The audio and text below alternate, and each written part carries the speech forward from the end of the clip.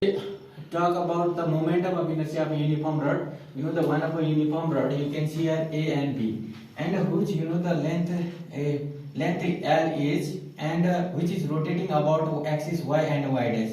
I have written this, all are the the language related to it from this figure. If you take the inertia momentum of inertia of small portion dx, which is x distance away from the axis of rotation and which has mass m.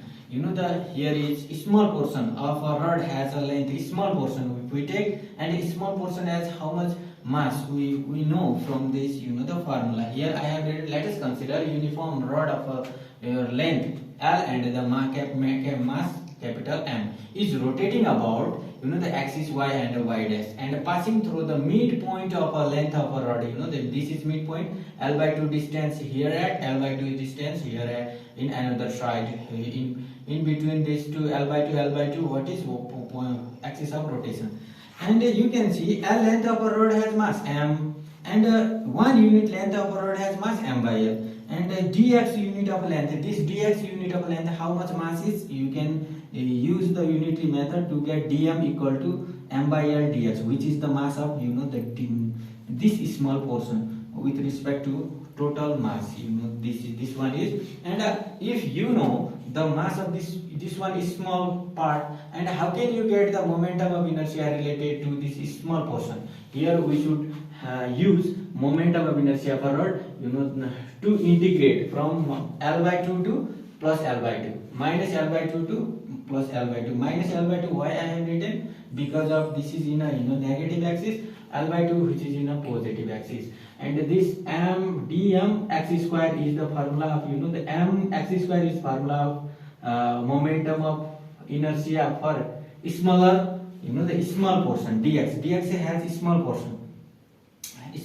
dx, it has momentum of inertia this much small momentum of inertia. If we add all this momentum of inertia along all this rod, then we will have whole the the momentum of inertia related to whole rod, and to get from the smaller one to the bigger one, we use here integration from where to where. We use minus L by 2 to plus L by 2. We are going to integrate this momentum of inertia of each portion which belongs to this rod.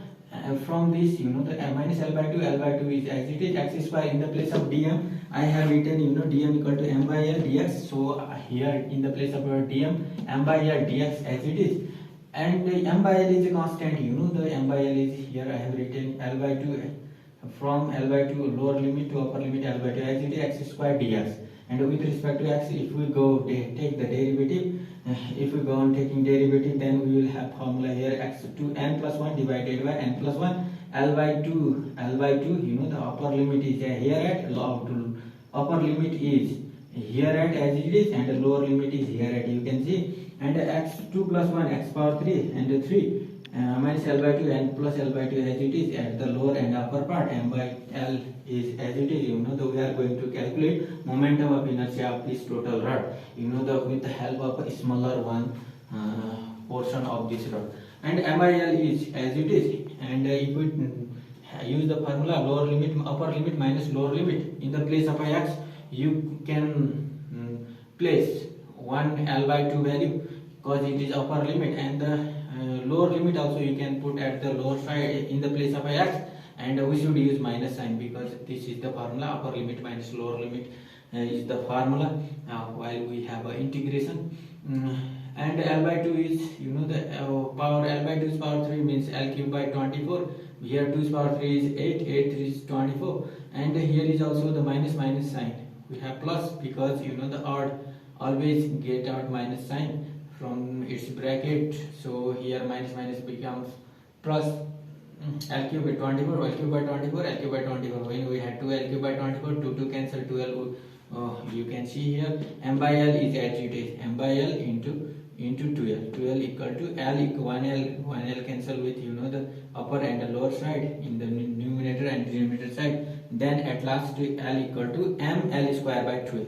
This is momentum of inertia of a uniform rod whose mass is capital M, length L. If you have the length of a rod and the mass of a rod, then you can easily know moment of inertia of that uniform rod. All you know is here mass and length.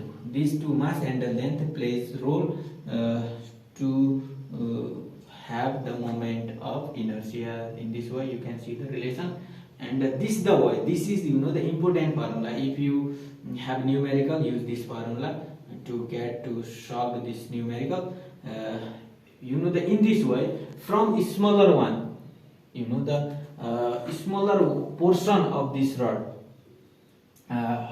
we calculated the momentum of inertia of a whole the rod using integration. So integration is one of a mathematical tool that can the integrate all smaller portion to make it large. This I is for whole this the AB rod. And how we got this? With the help of this small portion dx momentum of inertia.